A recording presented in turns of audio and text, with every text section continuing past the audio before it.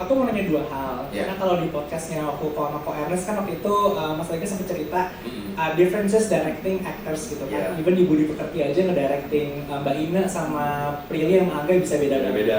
I was wondering what's different directing this whole ensemble cast? Karena kan juga ada beberapa yang baru kerja bareng ya biasanya. Kayak I think it's your first time with Maudi Ayunda juga kan sama Indomani juga. So I was wondering about that. Terus sama yang kedua, since Mas Rega juga also writes your own screenplay and directing it, what was the hardest thing you envision ketika mau ngedirect suatu scene? And eventually, apakah itu memang jadi adegan yang tersulit atau jangan-jangan ada adegan yang lain yang lebih sulit? Oke. Thank you. Thank you, makasih banyak. Oke. Nah, tantangan di sini untuk mendirect mereka semua adalah mereka semua ini introvert.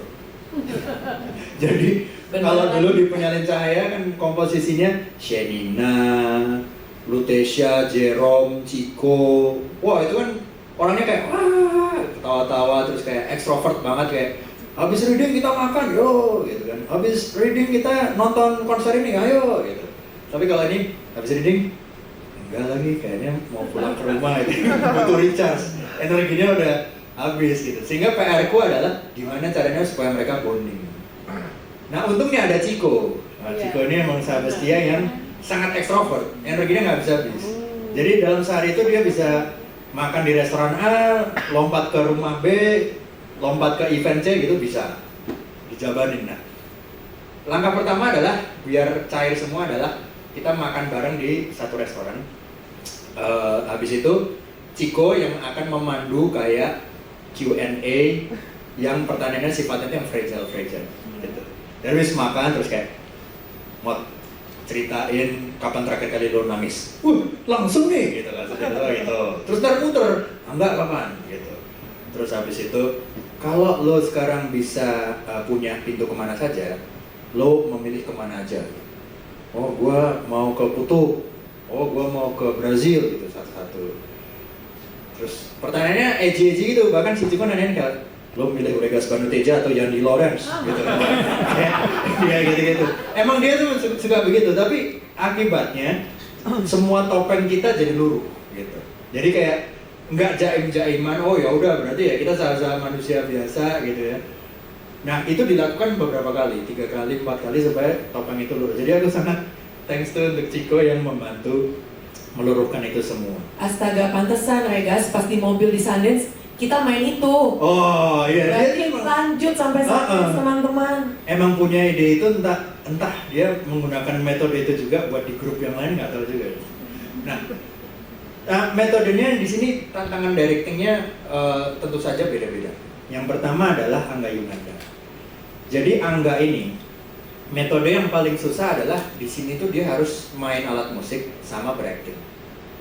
Nah, yang membuat susah itu adalah dia nggak bisa main songkrat ini, jadi dia harus belajar. Sehingga aku percaya dia itu punya memori fotografis yang sangat bagus kan. Jadi meskipun dia nggak tahu nada, tapi kalau dia tahu memori tutsnya bagus dan dialognya lancar, pasti akan tercapai. Sehingga Angga sangat aku mengandalkan caranya adalah karena memori fotografinya bagus, aku semakin banyak cue ke dia. Jadi kayak nggak di bagian sini lo banting kaos lo, terus habis ini lo lepas lomprat, rambut lo sibakan, lo ngomong, itu dia bisa hafal dan mau di take kedua angle-nya dari sini itu sama persis continuity gitu. Itu kemampuan dia. Kenapa? Karena si Angga itu udah biasa tumbuh di layar kaca dulu dan yang mana hafalan tuh menjadi sangat mutlak gitu. Nah itu enaknya bekerja bersama dia itu adalah memori fotografi. Nah bersama Mbak Anggun ini sudah terbiasa konser yang lagu Jari Hanyalah Cinta gitu, di depan penonton yang gede. Sehingga aku ternyata nggak perlu lagi PR buat membuat karisma dia, charm dia itu udah nggak perlu lagi gitu. Dia udah sangat berkarisma. Awalnya aku sangat agak deg-degan karena dia pernah main di satu series sebelum main di film layar lebar, karena ini film layar lebar pertama. Dia pernah main satu series judulnya Cannes Confidential. Apakah ini tentang Cannes Film Festival? Aku sejujurnya juga belum nonton. Tapi ini series Prancis gitu. Dan di situ ya dia ada suatu peran yang karakternya berbeda sekali dengan ini. Aku deg-degan, bangun nanti ini kayak kaku atau kayak overacting maybe atau kayak enggak. ternyata bagus banget. Jadi karena dia itu sudah terbiasa gerak, jadi kalau dia ngomong jadi guru asli, dia tuh tahu menggerakkan tubuhnya kayak harus merendah gitu, kayak terus kayak gitu, atau kayak kadang kayak terus kayak natap mata gitu tuh jago gitu. Jadi ternyata malah PR-nya nggak terlalu banyak bersama Anggun ini, karena dia semi menjadi dirinya pada saat perform. Gitu. Tinggal yang aku kulik adalah momen-momen yang lebih fragile, kayak misalnya mengingat hal yang bikin dia sedih gitu, yang lebih personal gitu. Nah, untuk si Maudy, nah ini adalah challenge yang besar banget. Karena Maudy ini, aku pertama kali bekerja sama dia, dan dia itu kan selama ini yang kalau aku tunggu lihatnya adalah film-film yang Perahu Kertasku Kamu gitu kan, atau Habibie Ainun gitu kan, atau Losmen Bubroto, Matur Nuwun gitu kan modelnya. Tapi ini disuruh menjadi kebo gitu, disuruh menjadi kutu, disuruh menjadi bulus di situ. Nah, kenapa aku pede mengajak? Awalnya waktu itu para kru mempertanyakan dan teman-teman kayak, yakin Maudy, yakin. Kenapa lo yakin gitu? Maudy itu, dia itu suka membuat lagu sendiri, menciptakan lagu itu dia menulis lirik sendiri, dan kadang liriknya sangat sakit, menyentuh. Aku yakin orang-orang kayak Maudy ini pasti fantasinya luar biasa, imajinasinya gila, dan di dalamnya mungkin banyak jiwa yang rebel, tapi terfilter gitu oleh dia gitu, nggak dikeluarkan.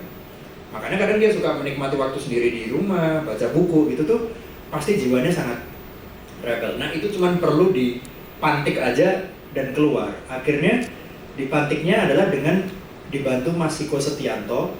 Dia dikasih waktu, ruang, ditinggalkan oleh para koreografer. Mod, kita akan puter lagu ini, lo silahkan gerak apa aja, merespon, tapi ini kupu-kupu ya. Terus mau dengerin gerak, habis itu macan, gerak lagi, terus habis itu bulus, gerak lagi. Jadi dia ternyata sharing gitu, kalau dia lagi di panggung, dia tuh semacam melihat penonton yang di luar itu seperti ya benda lain gitu, maksudnya kayak supaya kemudian nggak ada grogi dan lebih berkarisma gitu. Nah ini sama, oh nggak ada yang lihat aku bebas masuk ke alamku, and then dia gerak sendiri, dan ternyata setelah 3 bulan latihan semua ototnya tuh jadi lemes dan berhasil gitu. Jadi Maudy itu tantangannya adalah, Mod, kapan lagi lo guling-guling di lumpur seperti ini? Kalau sebelumnya lo harus kayak ya Anggun dan lain-lain gitu ya, kan ini udah lepasin aja gitu itu semua, kayak nggak ada yang melihat kamu. Oh, oke deh, ya akhirnya dia oke juga. Nah Brian ini sebetulnya PR terbesar adalah selama ini kan dia personanya di film-film tuh adalah orang yang 172 days, seorang yang sangat religius gitu. Terus habis itu main di Galaxy Gentleman gitu kan, cowok ganteng gitu kan, di filmnya Prilly gitu, ketika berhenti di sini kayak halo kita gitu, itu kan kayak wow, kayak gentleman, dan dia kan emang sehari-harinya gitu kan, sehari-harinya kayak Mas Regas duduk sini, terus ini ambil kepentingan gitu kan, dia mau aku kopi gitu modelnya tuh sangat gentleman, baik gitu ya, sama soft spoken. Nah di sini dia tuh harus jadi pribadi yang kalau tadi teman-teman lihat yang kayak sawah ini jadi perumahan, ini kagak ada air nih, PA gitu. Jadi bahasanya yang nyolot begitu kan, dan dia jadi orang yang ambisius, songong, merasa jagoan sendiri. Nah metodenya adalah meluruhkan itu semua. Nah sebelum mulai reading, aku membiarkan dia belajar tempo. Jadi nggak nyentuh skrip sama sekali. Dia pokoknya sebulan itu belajar tempo aja pakai metronom, tuk tuk tuk tuk tuk gitu. Terus dia mulai deng. Sampai di minggu ketiga dia nanya, Mas, itu kapan kita mulai masuk skrip? Kenapa lo ngajarin gue gini mulu? Gak apa-apa, itu biar lo otot lo relax dan lo kegentlemenan lo hilang semua itu. Jadi lo lebih kayak gitu, lebih mukulnya lebih keras sehingga lo bisa masuk ke karakter gitu. Nah akhirnya setelah itu barulah masuk ke metode reading sama dia gitu. Untuk songong. Tapi kalau di awal udah itu pasti dia orang reading aja kayak oke, Mas Vegas mau mulai dari halaman 10. Nah selama dia masih gitu aku masih belum mau reading, kayak wah latihan metronom lagi. Soalnya masih gentleman banget gitu. Oke. Terus habis itu setelahnya adalah Pak Ciko. Ini adalah kali kedua aku sama Ciko. Sebelumnya adalah di Penyalin Cahaya jadi tukang fotokopi. Kalau di Penyalin Cahaya itu adalah dia nongkrongin mesin fotokopi selama 3 minggu gitu ya. Kali ini dia nongkrongin gitar. Jadi emang dia nggak bisa main gitar sampai. Jadi dia harus kayak belajar dari situ, jarinya kapalan, kesakitan, hampir sakit juga ya karena pakai gitar listrik. Tapi dia akhirnya belajar metronom, basic chord, melodi akhirnya bisa. Dan yang aku suka dari Ciko, aku tuh selalu sama dia pasti skrip berubah. Misalnya di Penyalin Cahaya itu kayak, Mas, Amin tuh nggak mungkin seceria ini, dia tuh pasti murung terus. Kenapa emangnya? Ya karena dia kan harus menghidupi adiknya, kerja, dia nggak punya waktu senang-senang. Udah, terus akhirnya gue ganti. Ini juga ganti-ganti juga, salah satunya strap itu. Mas, gimana kalau strap gitarnya ini dari tali raffia, Mas? Kenapa emang? Ya nggak apa-apa. Nggak ada, dia nggak punya uang buat beli strap yang beneran, jadi dia kreasi sendiri. Yakin? Iya yakin. Pas syuting dia, Mas nyesel gua Mas, sakit ternyata di sini. Ya ini ide lu sendiri, jadi dia kayak jadi dia menganyam itu sendiri gitu karena idenya. Terus ini ya setelah dia menguasai gitarnya, dia mulai kayak masuk ke reading yang sifatnya menjadi kayak teman setianya si Bayu.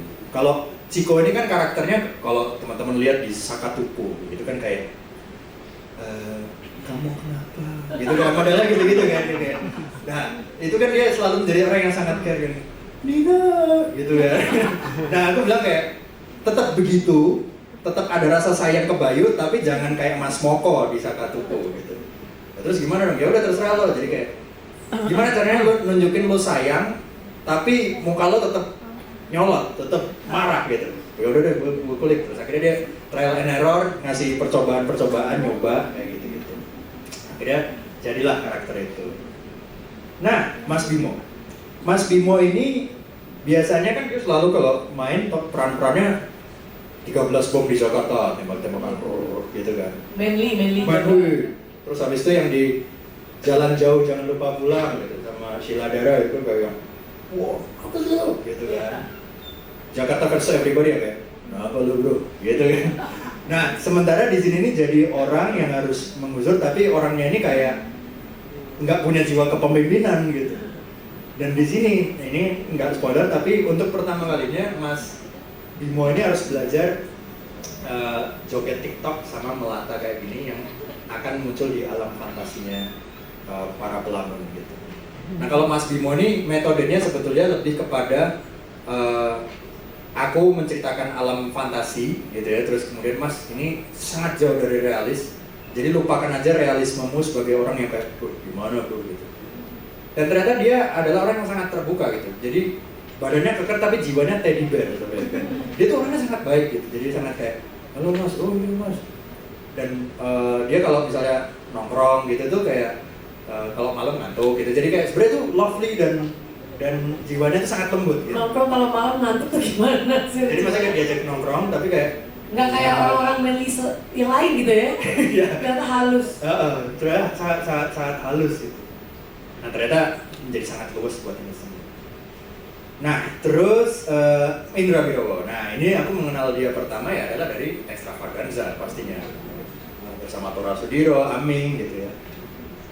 Nah, tapi kalau misalnya dia di Extravaganza itu biasanya berkomedi, ini adalah bagaimana tidak berkomedi. Tapi harus menjadi seorang bapak yang punya banyak luka gitu. Dia punya bikin usaha tuh sering gagal dan juga ngomong supaya ada dinamika rasa sayang ke anaknya yaitu Bayu. Nah, jadi reading bersama Mas Indra ini lebih didominasi dengan curhat-curhat juga. Curhat ke anaknya, tentang anaknya gitu, tentang gimana sih jadi seorang bapak gitu. Atau cerita anaknya pernah mengalami masalah, dia gimana, terus aku bilang ya udah pakai itu aja Mas, memori itu untuk dipakai ke si Bayu. Oh gitu, sesimpel gitu aja. Iya. Oh iya kan. Jadi lebih ke memori gitu. Jadi kalau tadi Mas Bimo tuh lebih kayak ngelemesin badan, joget TikTok apa-apa, ini lebih ke memori. Ya itulah, beda-beda jadi approach-nya. Tapi akhirnya berkat kita bonding segala macam cair, akhirnya ya mereka nggak ada yang jaim untuk melakukan gerakan-gerakan di luar zona nyamannya mereka ini. Kayaknya BTS persiapan ini semua udah bisa jadi film sendiri ya. Seru banget dan banyak banget aku jadi punya cita-cita baru juga nih dari Kak Regas.